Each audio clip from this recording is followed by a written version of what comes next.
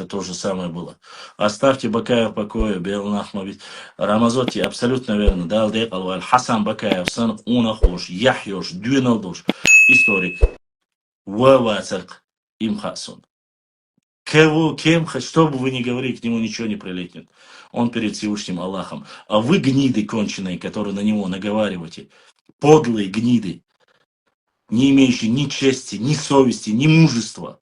Вы не сделали той мизерной частицы, что он делал истории для своего народа. Сегодня, как подлые трусы под пустыми аватарками, сидите и оскорбляете человека, который в священный месяц Рамадан, со всеми своими болезнями, из хорошего, достойного тейпа Нашху, из хорошего селения Гихи, из хорошей семьи, достойного сына, национального патриота, патриота своей нации, своего народа, своей родины, который так много сделал, так много написал полезного.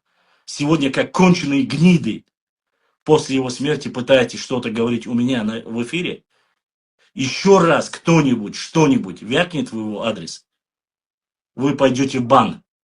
И причем без какого-либо реабилитации. Вы имя его называть недостойны. Извините за выражение, паскуды. В месяц Рамадан Багамар Хадош, несмотря на то, что он был очень болел, с легкими проблемы были. Сахар у него был.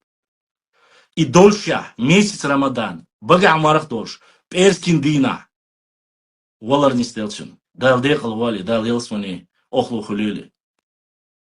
А вы такое говорите, насколько должен быть человек конченый, чтобы такие плохие вещи про него говорить, тот, кто это говорит.